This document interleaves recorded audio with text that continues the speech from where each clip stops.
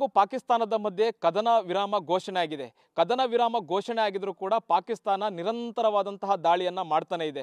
ಗಡಿ ಭಾಗದ ಹಳ್ಳಿಗಳಲ್ಲೂ ಕೂಡ ಈ ಆತಂಕ ಇದೆ. ಕದನ ವಿರಾಮ ಘೋಷಣೆ ಆಗಿದೆ, ಆದರೂ ಕೂಡ ಈ ಹಳ್ಳಿಗಳಲ್ಲಿ ಆತಂಕ ಇರುವಂತದ್ದು. ನಾನೀಗ ಜಮ್ಮುವಿನ ಸಾಂಬಾ ಸೆಕ್ಟರ್ನಲ್ಲಿದ್ದೇನೆ. ಸಾಂಬಾ ಸೆಕ್ಟರ್ನ ಜರ್ಡಾ ಅನ್ನುವಂಥ ಗ್ರಾಮದಲ್ಲಿದ್ದೇನೆ. ಇಲ್ಲಿನ ಗ್ರಾಮದ ಪರಿಸ್ಥಿತಿ ಹೇಗಿದೆ, ಕದನ ವಿರಾಮ ಘೋಷಣೆ ಆದ ಬಳಿಕವೂ ಪರಿಸ್ಥಿತಿ ಹೇಗಿದೆ ಅನ್ನುವಂಥದ್ದನ್ನು ತೋರಿಸುವಂಥ ಪ್ರಯತ್ನವನ್ನು ನಾನು ಹಾಗೂ ನಮ್ಮ ಕ್ಯಾಮ್ರಾಮನ್ ಅಜಯ್ ಮಾಡ್ತಾರೆ. ನೋಡ್ತಾ ಇರ್ಬೋದು, ಇದು ಜಮ್ಮು ಹಾಗೂ ಪಾಕಿಸ್ತಾನ ಬಾರ್ಡರ್ ಏನಿದೆ, ಕೇವಲ 1 ಕಿಲೋಮೀಟರ್ ದೂರ ಇರತಕ್ಕಂಥ ಈ ಹಳ್ಳಿ ಜರ್ಡಾ. ಇದು ಸಾಂಬಾ ಸೆಕ್ಟರ್ನಲ್ಲಿ ಬರುವಂಥ ಹಳ್ಳಿ ಜರ್ಡಾ. ಕೇವಲ ಇಲ್ಲಿಂದ 1 ಕಿಲೋಮೀಟರ್ ದೂರದಲ್ಲಿ ಅಂತಾರಾಷ್ಟ್ರೀಯ ಗಡಿ ಇರುವಂಥದ್ದು, ಭಾರತ ಪಾಕಿಸ್ತಾನದ ಅಂತಾರಾಷ್ಟ್ರೀಯ ಗಡಿ ಇದೆ. ಈಗ ಕದನ ವಿರಾಮ ಆಗಿದೆ, ದಾಳಿ ಪ್ರತಿದಾಳಿಗಳು ಆಗಬಾರದು ಅನ್ನುವಂಥ ನಿಟ್ಟಿನಲ್ಲಿ ಒಪ್ಪಂದಗಳು ಮಾತುಕತೆಗಳು ಆಗಿರುವಂಥದ್ದು. ಆದರೂ ಕೂಡ ಈ ಹಳ್ಳಿಯ ಜನರಿಗೆ ಭಯ ಇದೆ. ಯಾಕಂತಂದ್ರೆ ಪಾಕಿಸ್ತಾನವನ್ನ ನಂಬುವಂಗಿಲ್ಲ, ಯಾವಾಗ ಬೇಕಾದರೂ ನಿಮ್ಮ ಜೊತೆ ಕೆಲಸ ಮಾಡಿದ್ದು ಬಹಳ ಖುಷಿ ಆಯಿತು. ನೀವೇ ಬೆಸ್ಟ್ ಬಾಸ್. ಇಷ್ಟು ಮ್ಯಾನೇಜರ್ ಆಗಿದ್ದೆ, ಇನ್ನು ಮುಂದೆ ಬಾಸ್ ಆಗ್ತೀನಿ. ಹೇಗೆ ಬಾಸ್ ವಾಲಾ ಬಿ ದ ಬಾಸ್ ದಾಳಿಯನ್ನ ಮಾಡಬಹುದು ಅನ್ನುವಂತಹದ್ದು ಆತಂಕ ಇಲ್ಲಿನ ಜನರಿಗೆ ಇರುವಂತಹದ್ದು. ಹಾಗಾಗಿ ಇಡೀ ಜನ ಹಳ್ಳಿಯನ್ನ ತೊರೆದಿರುವಂತಹದ್ದು. ಎಲ್ಲೂ ಕೂಡ ಈ ಹಳ್ಳಿಯಲ್ಲಿ ಜನರೇ ಕಾಣ್ತಾ ಇಲ್ಲ. ನೋಡ್ಬೋದು, ಸುಮಾರು 100ಕ್ಕಿಂತ ಹೆಚ್ಚು ಮನೆಗಳು ಈ ಹಳ್ಳಿಯಲ್ಲಿರುವಂತಹದ್ದು. ಜನರು ಎಲ್ಲೋ ಬೆರಳೆಣಿಕೆಯಷ್ಟು ಜನರು ಮಾತ್ರ ಕಾಣ್ತಾರೆ, ಬಿಟ್ರೆ ಇಡೀ ಹಳ್ಳಿಯೇ ಊರನ್ನ ತೊರೆದು ಹೋಗಿರುವಂತಹದ್ದು. ಯಾಕಂತಂದ್ರೆ ಪಾಕಿಸ್ತಾನ ಕದನ ವಿರಾಮವನ್ನ ಉಲ್ಲಂಘನೆ ಮಾಡಿದೆ. ಒಪ್ಪಂದ ಆದ ಬಳಿಕವೂ ಕೂಡ ಕದನ ವಿರಾಮವನ್ನ ಉಲ್ಲಂಘನೆ ಮಾಡಿರುವಂತಹದ್ದು. ಹಾಗಾದ್ರೆ ಪಾಕಿಸ್ತಾನ ದಾಳಿ ಮಾಡ್ತು ಅನ್ನುವಂಥ ಸಂದರ್ಭದಲ್ಲಿ ಇಲ್ಲಿನ ಜನರು ರಕ್ಷಣೆಗೆ ತಮ್ಮದೇ ಆದಂಥ ವ್ಯವಸ್ಥೆಯನ್ನು ಮಾಡ್ಕೊಂಡಿದ್ದಾರೆ.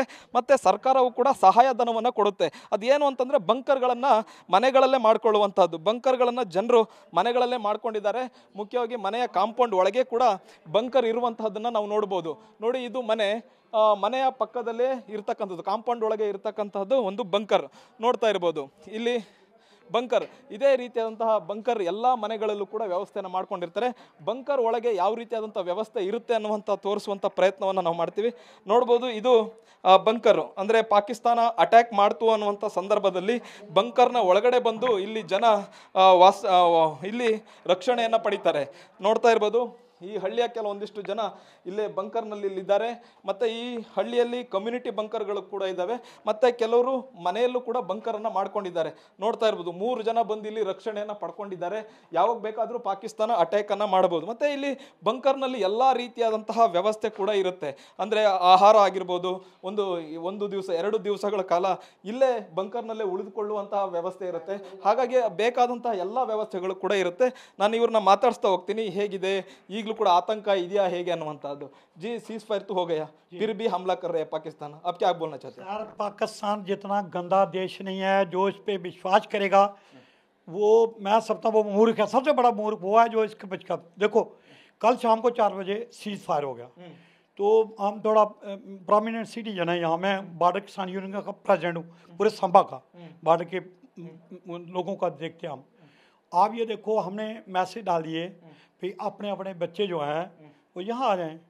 इन्होंने क्या किया कि आधे घंटे के बाद, क्योंकि हमारा सोशल मीडिया जो है ना वो दूर तक काम कर रहा है, हमें पता चला कि आधी रात तक भी फायर होती रही। हमने उसी समय रोका, अभी कोई अंदर नहीं, ये नहीं आना, 12 तक पक्का फैसला होगा, उसके बाद वहाँ से आना, क्योंकि एक बार तो हम गए हैं। सर, ये हम कहना चाहते हैं कि देखो, इस गर्मी में आज बिजली आई है क्योंकि ये सीज फायर के कारण थोड़ा हमारे उन्हें छोड़िए। रात को भी बिजली होती है, दिन को भी नहीं होती। बड़ा मुश्किल है। लेकिन हाँ, हम ये चाहते हैं कि इनको, पाकिस्तान को हमने तैयारी पूरी की है। हम जो बॉर्डर लोग हैं वो हर किस्म की आर्मी को सपोर्ट कर रहे हैं। तो ये पाकिस्तान को एक बार सबक सिखाना बहुत जरूरी है, बहुत जरूरी है। ಪಾಕಿಸ್ತಾನಕ್ಕೆ ಸರಿಯಾದ ಪಾಠವನ್ನು ಕಲಿಸಬೇಕು ಅನ್ನುವಂಥದ್ದು ಇವ್ರು ಹೇಳ್ತಾ ಇದ್ದಾರೆ. ಅದ್ರ ಜೊತೆಗೆ ये बंकर का व्यवस्था कैसे रहते हैं, कैसे बनाता है ये बंकर? ये सर गवर्नमेंट ने हमें बनाकर दिए हैं। ये बॉर्डर बेल्ट के लोगों को, ये उनके कुछ पैसा मैंने 60-70 हज़ार खुद का लगाया है। ये 2,40,000 गवर्नमेंट देती है, सब्सिडी देती है। हाँ जी, तो ये बाकी करते हैं, हमने खुद करते हैं। तो उसमें ये है सर कि ये कोई एक 12 मतलब डबल लैंटर है इसके ऊपर। ये एनिमी साइड है, ये जो है ना एनिमी साइड, इस पे कोई मतलब वेंटिलेशन नहीं है, साइडों पे वेंटिलेशन है। तो इधर आ जाओ, ये साइडों पे वेंटिलेशन है। तो इसमें कोई भी जो है वो अटैक उनका कामयाब नहीं हो सकता। मैनुअल अगर मिसाइल ड्रोन अटैक आर्टिलरी हो तो भी कुछ नहीं होगा ये मुझे नहीं लगता, मुझे नहीं लगता कि वो कहीं न्यूज़ भी नहीं आई, अच्छा ऐसी कोई न्यूज़ नहीं आई। अच्छा, एक बंकर में, ये गांव में कितना बंकर है? ये 85 है हमारे गांव में इंडिविजुअल्स। इंडिविजुअल 85 ये कारपेट एरिया इसका 8x14 अंदर, बाकी सीढ़ियाँ हैं। और अपना इसमें यह है कि अपना इसमें तकरीबन 7 लोगों की व्यवस्था है यहाँ। 7 लोग इकट्ठा रह सकते हैं हो एक बार। जाएंगे ना, नीचे कर लेंगे हम। अच्छा, अभी तो हम अकेले हैं ना, क्योंकि बाकी परिवार पीछे चला गया है, तो इसलिए 7 लोगों का तकरीबन यहाँ बंदोबस्त है बच्चों सहित, ठीक है नहीं।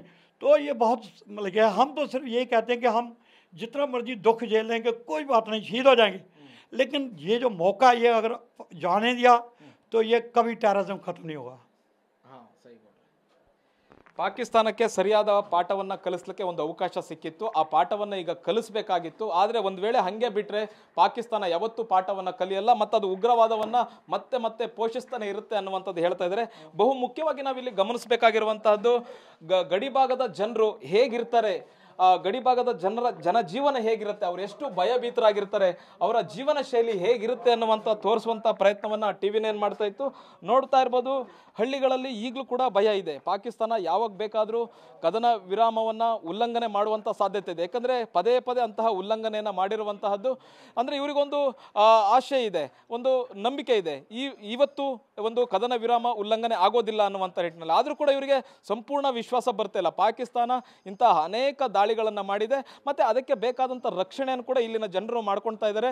ಮುಖ್ಯವಾಗಿ ಇಲ್ಲಿನ ಜನರು ಭಯಭೀತಗೊಂಡಿದ್ದಾರೆ. ಮಕ್ಕಳು, ಮಹಿಳೆಯರು ಈ ಗ್ರಾಮಗಳನ್ನು ತೊರೆದು ಹೋಗಿರುವಂಥದ್ದು. ಕ್ಯಾಮ್ರಾ ಪರ್ಸನ್ ಅಜಯ್ ಜೊತೆಗೆ ಹರೀಶ್, TV9 ಸಾಂಬಾ.